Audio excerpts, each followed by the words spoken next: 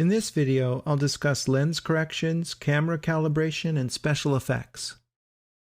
Double-click image 1079 in Bridge to open it in Camera Raw. This image has already been developed, refined, and its detail attended to. Next, let's go to the Lens Corrections page, and its icon is a camera lens in cross-section. Go to the Profile tab, and check to enable lens profile corrections. Look carefully at the image before and after. The perspective is subtly shifted when we enable lens profile corrections. Now look in the corners of the image, before, after. Before they were darker, and after the corners are brighter. This is called vignetting, and it's something that's inherent in all camera lenses. The way that this works is it looks up the lens profile for this particular camera lens. In this case, it's a Canon PowerShot S100 point and shoot. This particular camera was brought into the lab and it was characterized. And this profile corrects for the distortions inherent in that particular camera and lens. Right down here we have the correction amount. You can dial this back all the way to 0 if you like, and it doesn't do any correction. You can even go beyond 100% if you want it to continue correcting in that same way. In this case, I'll leave it right at 100%.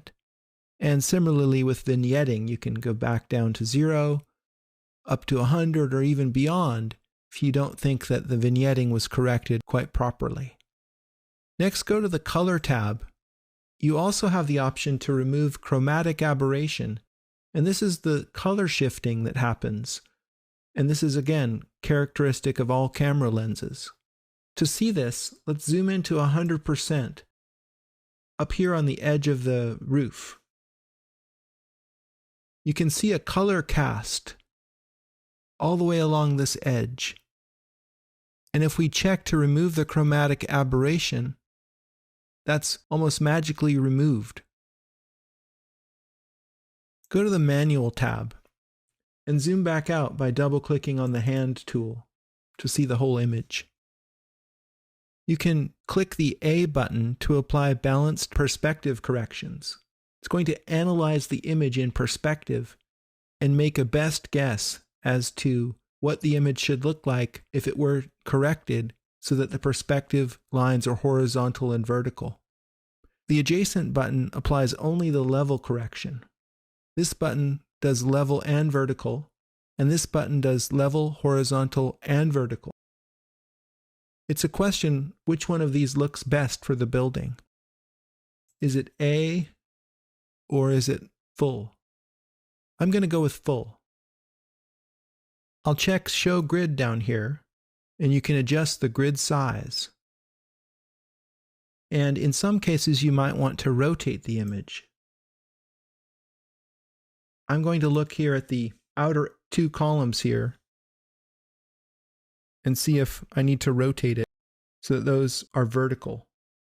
I think it looks pretty good at 0. I'll turn this off.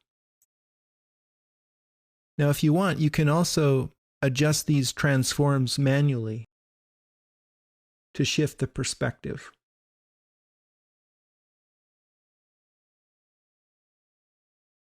I prefer the image with it rotated a bit in the vertical. Then go ahead and crop the image with an aspect ratio of 1:1 so that you have a square. And drag the square so it's more or less centered on the building. Press Enter to perform the crop. Next up are camera calibrations. You can choose from this list of camera profiles, and each one of these shifts the color very slightly, and I recommend that you go through them all and see which one you like best.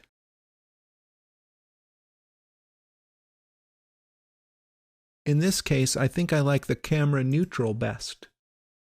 You can also shift the color channels. Try increasing the hue here in green so that the green shifts a little bit.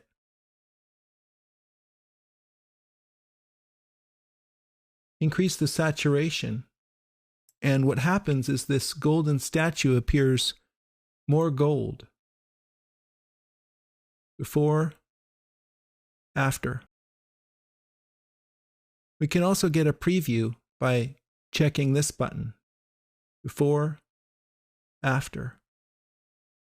Finally, go to the effects page. You have the option here to add grain as if this were a film photograph. You can adjust the size, the roughness. It gives it a retro look. Down here you can apply post-crop vignetting. So I've already cropped the image, and I can add either a bright area or a dark area along the borders of the image to accentuate this retro appeal. And then you can work with these sliders to see just how much vignetting you want to subtly draw the eye's attention to the center of the image. And again, these are entirely optional.